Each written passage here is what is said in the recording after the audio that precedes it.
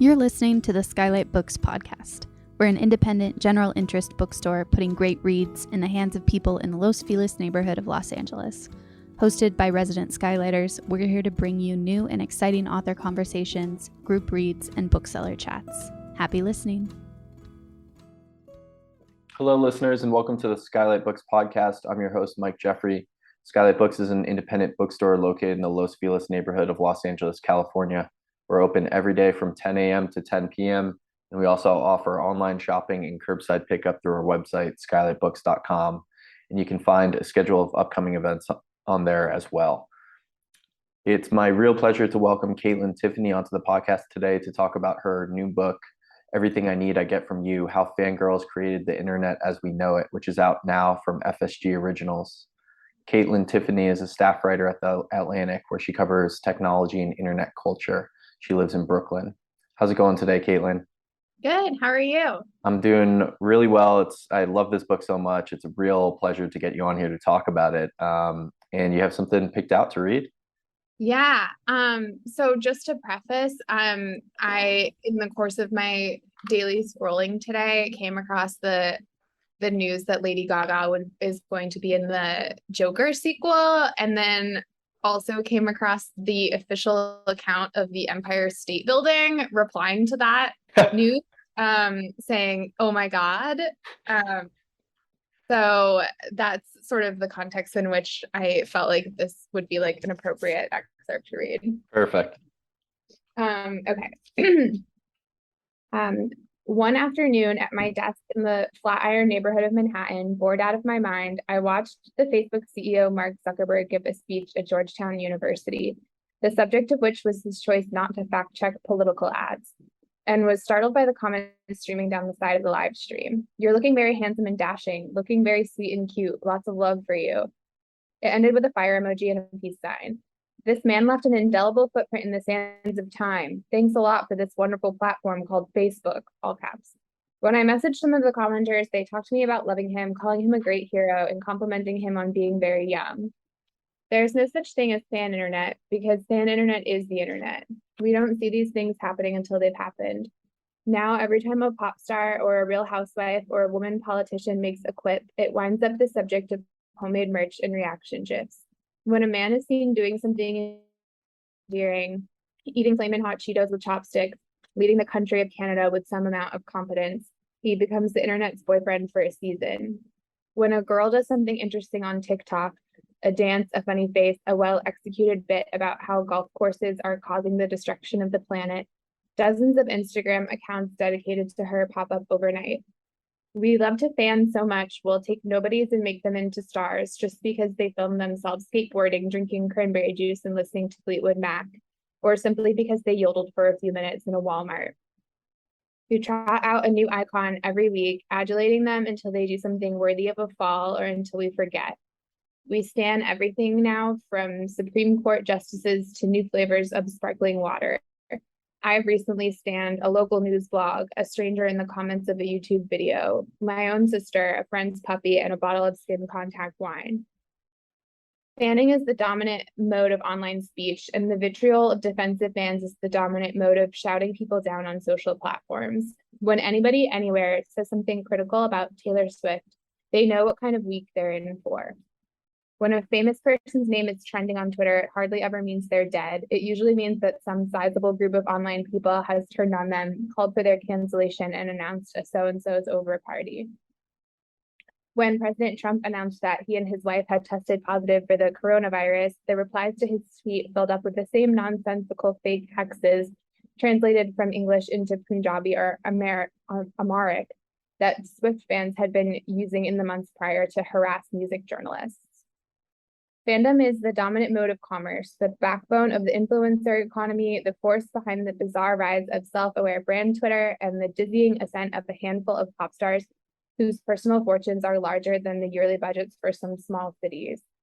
Brand loyalty has been rebranded as fandom, as has passive consumption of all sorts of media, from HGTV to Spotify playlists. The word audience slips seamlessly between concert halls and follower accounts. The word love drifts around like a leaf.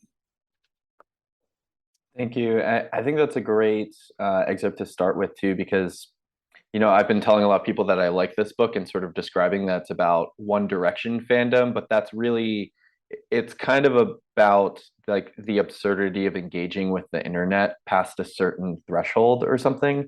Yeah.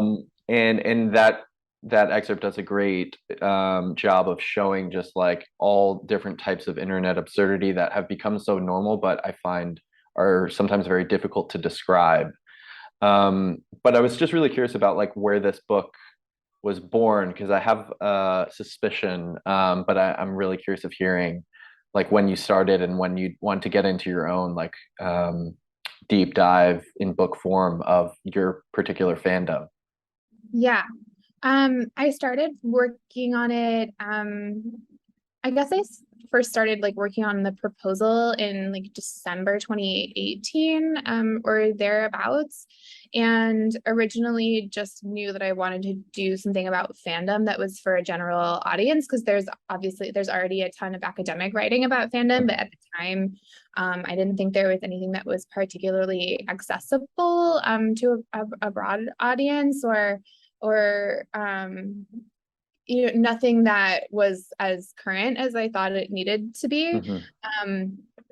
And prior to that, I had been working at The Verge, which is a technology website, as a cultural reporter, and I started there sort of in the middle of Gamergate, and then the run up to the 2016 election, the aftermath of the 2016 election, like the rise of the alt-right and the incel culture, et cetera, was something that I think was a real like turning point and watershed moment for journalism, in terms of like how interested mainstream journalism was in the phenomena of the internet, and just because of those particular subcultures being so like scary and strange and difficult to understand, but also sort of like transparently of a piece with what was happening in the country politically, and people were really startled by them. I think those subcultures got a lot of attention off the bat, including from myself and my editors at The Verge, but also just from the Times and like publications that weren't specifically digital or weren't specifically online.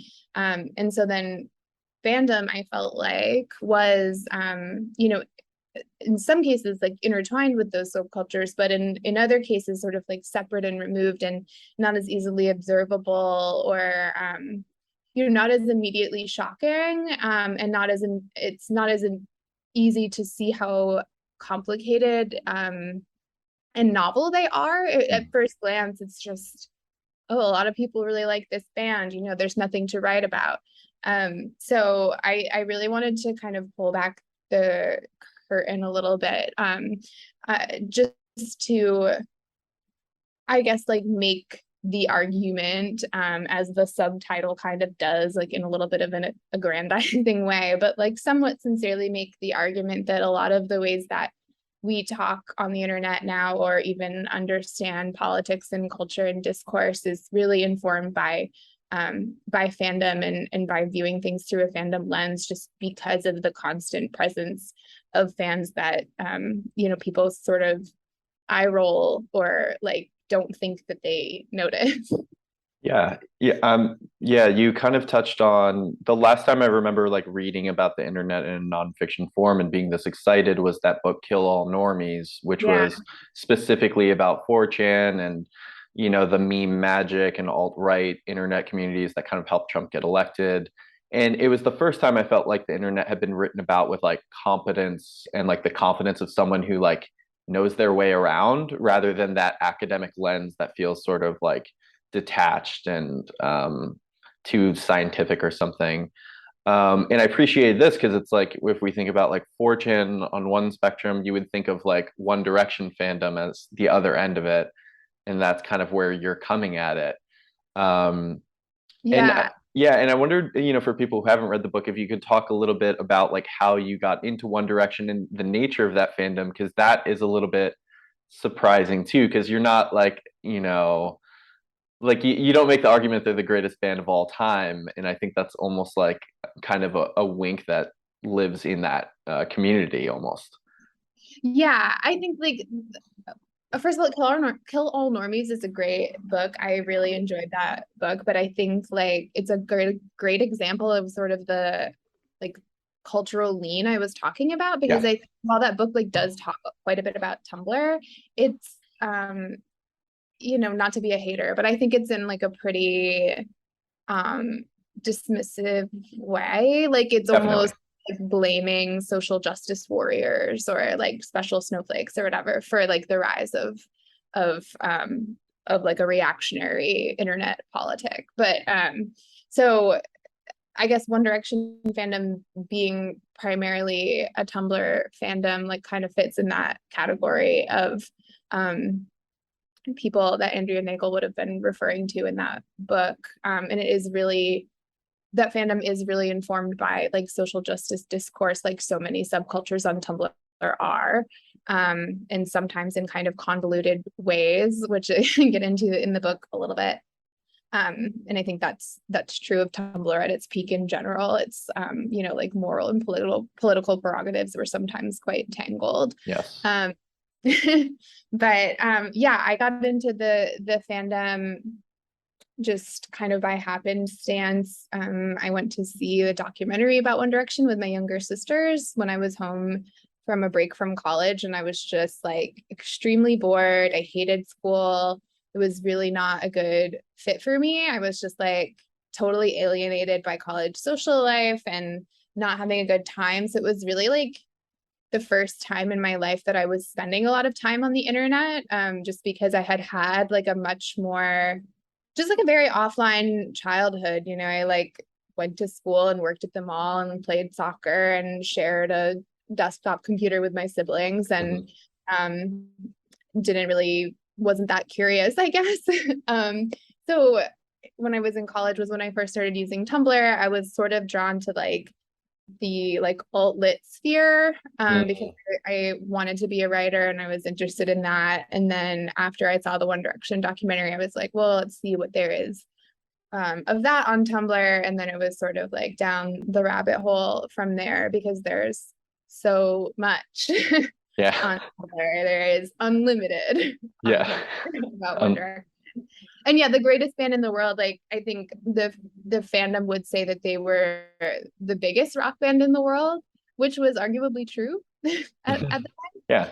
And I think like, there's probably fans who would argue that the music is amazing. I think there are like some pretty solid like pop classics in their discography, but for me, it was never so much like, oh, I think it's genius that these boys are doing like pastiche of 70s and 80s rock to impress their dads. Like I just think that they're really fun, and there's just like something inarticulably exciting about it, about like just like breaking up the day by having these images to look at, and like the music is somewhat secondary, even though it is very fun. And they worked with some real professionals who churned out some hits. One of the things I really enjoyed about this book is the way you balance, like, your personal story of coming into the fandom and the music. And then it's an incredibly well-researched book, like going back into like the birth of teen culture and just like the idea of teenagers as being autonomous and having free time and money to spend, and how that leads to advertisers focusing on them. And then of course like the cliche of like the hysterically screaming girl, and where and that leading into Beatlemania, and then One Direction kind of like the hysterical screaming girl being more like there's a self-awareness to it, or like that I thought this was so interesting. It's not that you're like when you're screaming your head off at the show that you went to, it's not because you're so captivated or awed by Harry Styles. It's this other thing, this experience of the event itself, that and I think that's so interesting. And it like my primary reference point for fandom is like sports, and it's like, yeah, like half of it is just being in a crowd. It's not because like I think Tom Brady throwing a touchdown pass is going to change my life. Yeah, yeah, totally. Yeah, I guess like the being in the crowd thing, it's awkward to describe a little bit because it starts to sound a little like barbaric or like, I don't know, fascist or something. Be like, I just love the scream of the crowd. But I mean, whatever, it's like, it's adrenaline. It's like pretty self-explanatory, like why that's fun to Right, just right. screaming in public. But I think the thing that you argue against that really, really compellingly is this idea that it's like the dismissiveness with which like teenage girls are viewed forever. And as it like, oh, they just are like not in control and feeling too much, and they're just like overtaken by this like stupid pop band. And you're kind of like, no, that's not actually what's happening here. I thought that was interesting.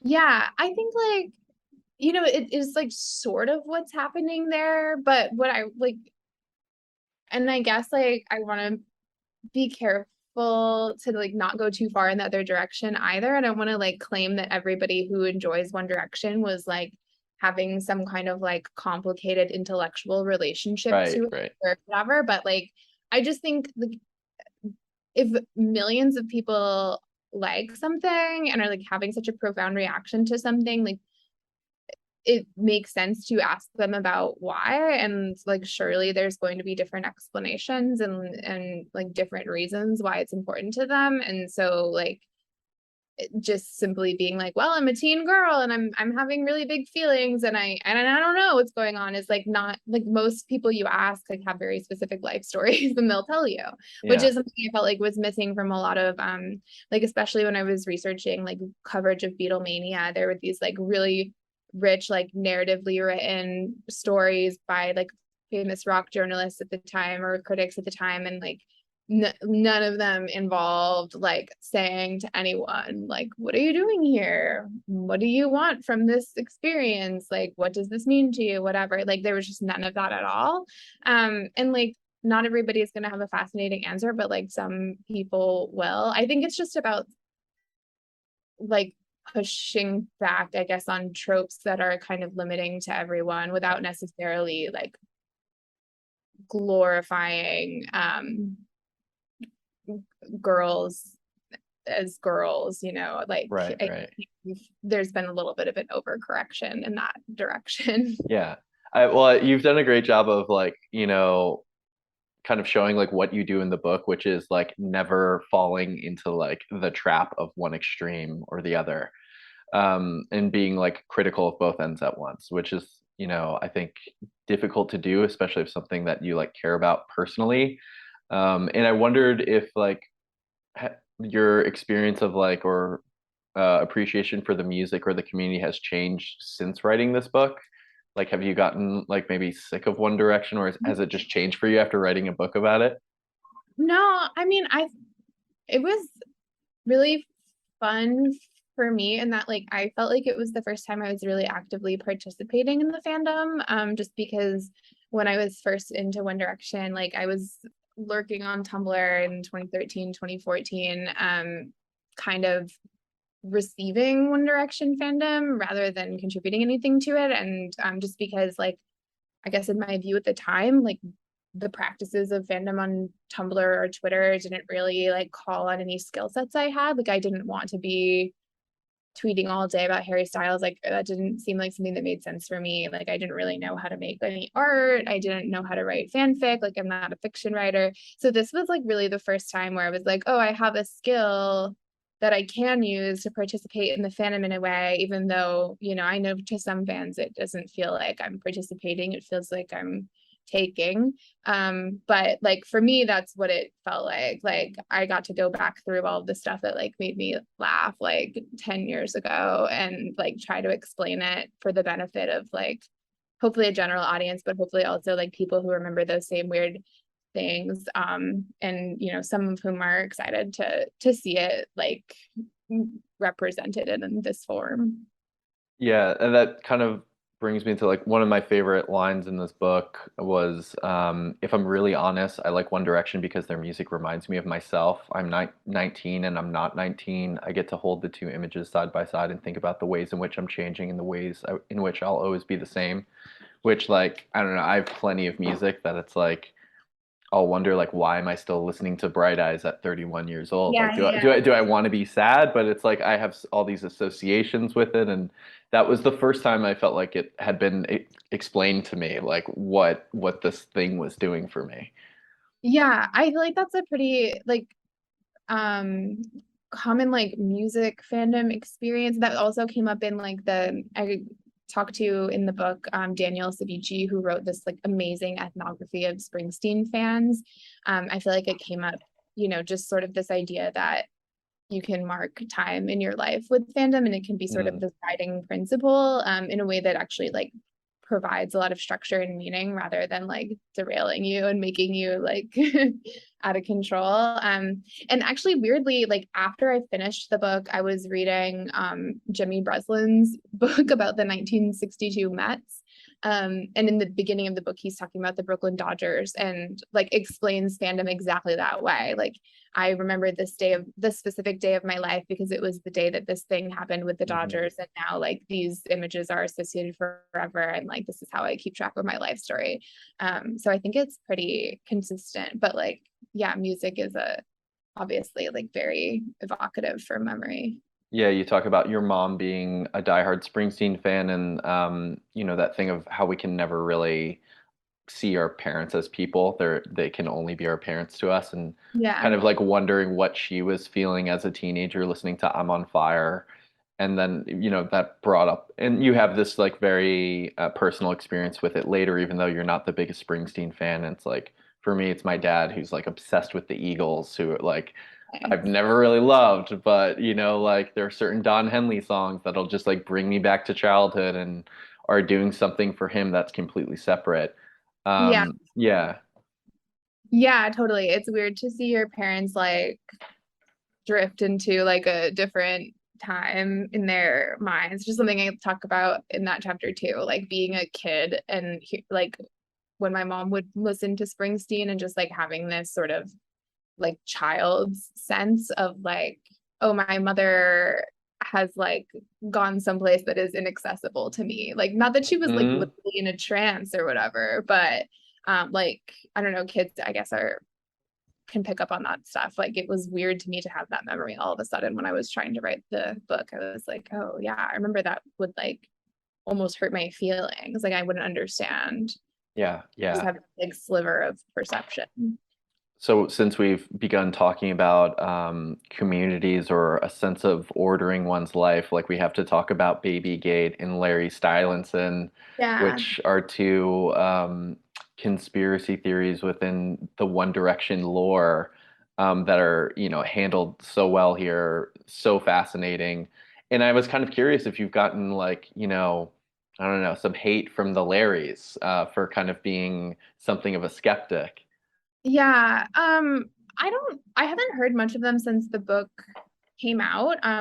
Potentially in part because I haven't been looking for it. Like I don't Hmm. have Twitter notifications on for people I don't follow. So usually if someone's mad at me online, I don't know unless somebody tells me. Yeah. But they were definitely most upset when I was working on the book, when I was trying to talk to them Mm. for it. Um, and one of them did eventually talk to me and I really appreciated that.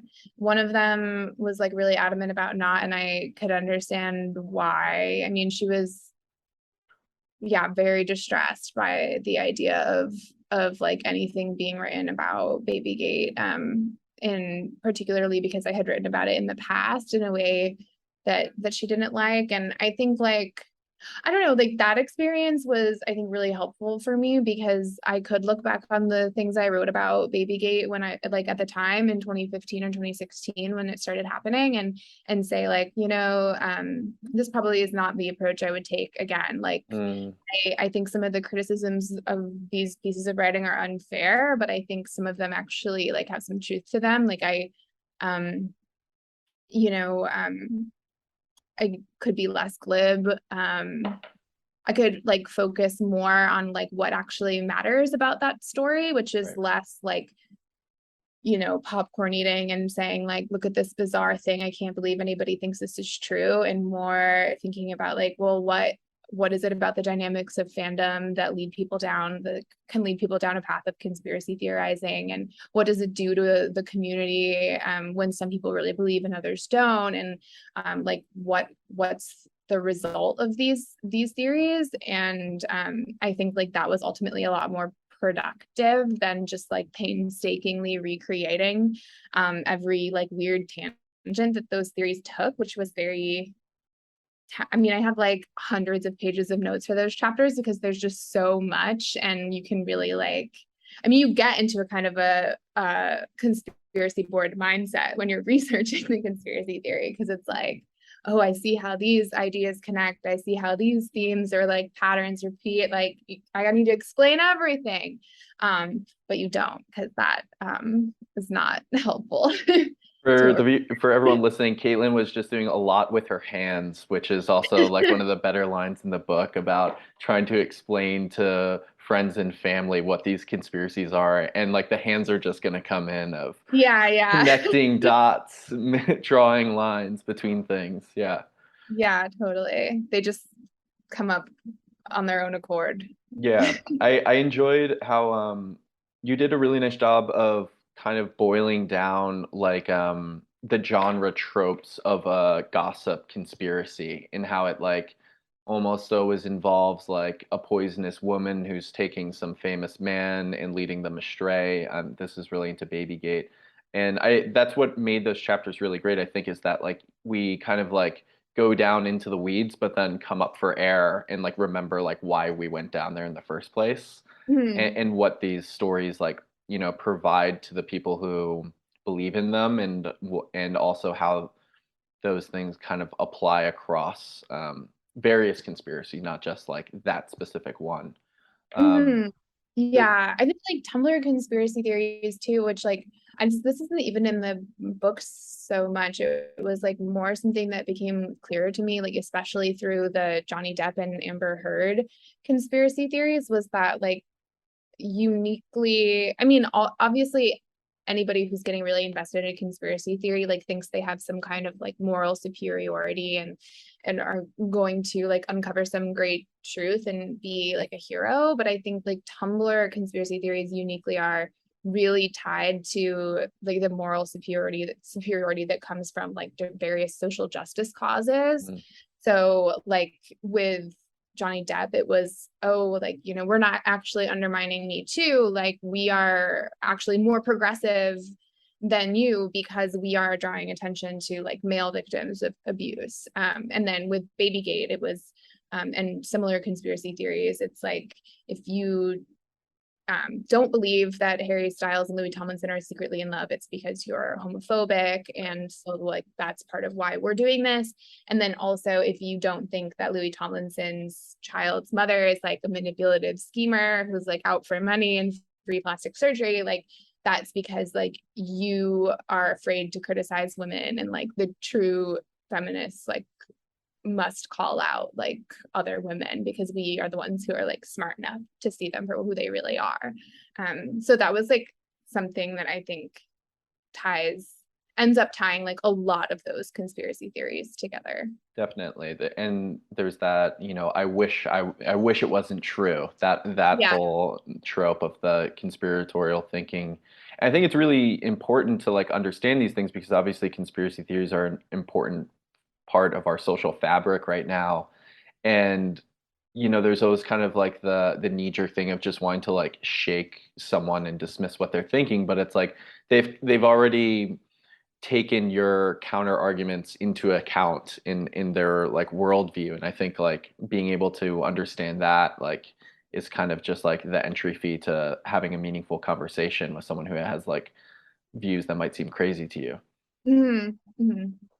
I enjoyed you talk about Richard Lawson, who's a pop culture writer, and how he would make these kind of winking references at the Larry Stylinson conspiracy, and how what he thought was kind of an ironic joke was taken as sincere by the adherents of that. And it really reminded me of the Pizzagate conspiracy. There was some like political writer who like went into Comet Pizza, which was like the pizza place associated with that conspiracy. And he made like a Vine or some sort of like, or like put these videos on Twitter of him just like going into a pizza restaurant and acting as though like everything was like kind of nefarious. Like, Yeah. oh, look at this. Like all the bathrooms are locked. Like I wonder what's going on in there. And he thought he was making a joke, and then like the people who work there like kicked him out because it's like, dude, like someone came in here with a gun. Like it's not a joke to us. But Yeah. then because of that, this joke ends up being taken seriously by like pizza gators. And so it kind of like the reason I bring all this up is I wonder like how dangerous irony is now or something, or like I don't know. There's something about like almost any joke that's made feels like there's going to be like some small pocket that takes it like dead serious as fact. Yeah.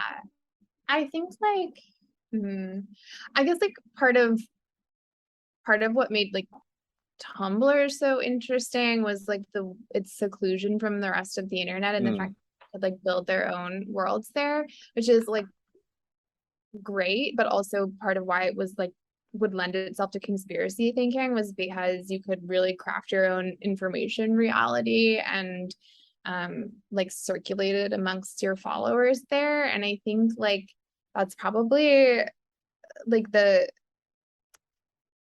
issue with the internet that you're touching on is like just the kind of the context collapse and like just limitless options of information that you can rope into like any narrative that you want. So I yeah. don't know. I mean, I guess that's probably partly why people are trying to retreat onto like smaller or more private social media networks, but Mhm. it just seems like there's too much out there and like just people just grab whatever they want and like create whatever world they want to see with it, be it like a celebrity love story or like a an affiliate ring in a pizza shop.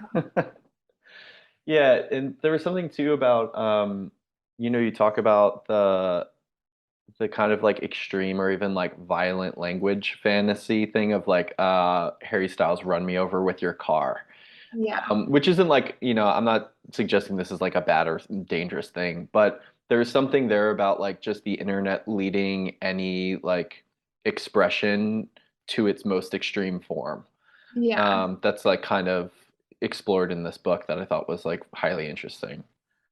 Yeah, I think it's like a lot of that is like, you know, like Twitter language has evolved in this funny way where like the way to get attention is to say something in the most dramatic way possible. Right. Like as time has gone on, like the drama like has gotten like bigger and bigger and more ridiculous in a way that I think is like really funny a lot of the time. Like in the situation of like saying like Harry Styles like break my back like a glow stick or whatever, like Hmm. that's funny. That's like a cool evolution of expression, but like obviously at the same time it's also kind of you know, I think like a big thing about that people hate about Twitter now is the way that people frame like any minor injustice as like absolutely outrageous. Like I can't believe I live in a society where I have to get spam calls every single day. It's like Right, right. sometimes things just aren't the best, you know. Like we don't have to get worked up into a frenzy about everything. Yeah. Only Harry style. The other thing that I was thinking of coming into here is you talk about our very modern obsession with reconciling our politics with our consumer choices, and kind of like the backlash that came from, I can't remember what the exact comment Liam Payne made, and then there was the whole thing with Harry Styles and his reluctance to like carry the Black Lives Matter flag on stage. And I think that's just it's a really interesting thing because you see that happening everywhere across the political spectrum, and whoever your chosen celebrity is. Yeah. And I kind of wonder like how much of that is like the the projection of like if I were in their shoes, I would use my platform more judiciously, Yeah. or something. Yeah. Yeah. No, I think that's totally part of it. I think like the word platform is so interesting to me when people say like use your platform. Yeah. That's like such a strange concept that like obviously didn't exist for me when I was a teenager, like caring about celebrities. Just this it's just funny and sort of odd to think about, like, if anybody with like a certain number of followers above some threshold has some kind of like almost like divine duty to use it to promote like the cause of justice in the world. And I'm not even saying that's untrue. It's just like, it's funny how like pervasive that idea is. And I think in the book, you know, I think like some of it probably is just like misplaced or overly optimistic about what celebrities can realistically accomplish. But I think it also makes a lot of sense to feel like as a young person that you haven't had much of a say in how like any of the other power structures in the country that you live in have been arranged, but you feel like you did participate in elevating like this one person, and therefore they have this obligation to represent you. And you know, it's an obligation, but it's obviously also emotional. Like you don't want them to turn out to be someone you don't like or respect, but I think people feel really entitled to this, like this sort of like populist pop star where I gave you your career, I like voted for you Mm-hmm. with my tweets, and now here we are, we crafted your public image together, and like I think like the causes I care about deserve some of the dividends of that. Definitely. Yeah. My last question is if you have any insight into how the fandom is reacting to the Harry Styles, Olivia Wilde, Florence Pugh drama, which I just learned about at work yesterday. I don't know if you've heard about it. No, wait, what's the Florence Pugh drama? All right. Hopefully, I won't get in trouble for regurgitating something I heard. But I guess Olivia Wilde is directing some movie with Yeah. Harry Styles and Florence Pugh in it, and I guess Harry and Olivia are having an affair, and Florence Pugh. But this was like while Olivia and Jason Sudeikis were still married, and Florence Pugh felt that she had been sort of like forced to carry their secret for them.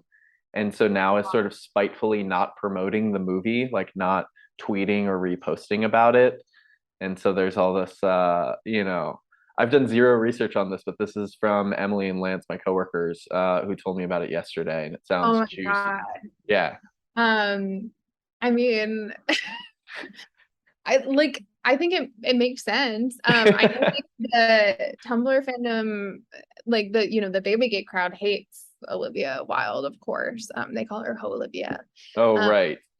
Yeah, but I think other people like her. I remember there was like some disappointment about like Harry had been like flirting with Lizzo for a while and then started dating Olivia Wilde, and people were disappointed about that. But I think like an age gap is cool, and I also think they're like kind of exactly on the same level of celebrity wokeness.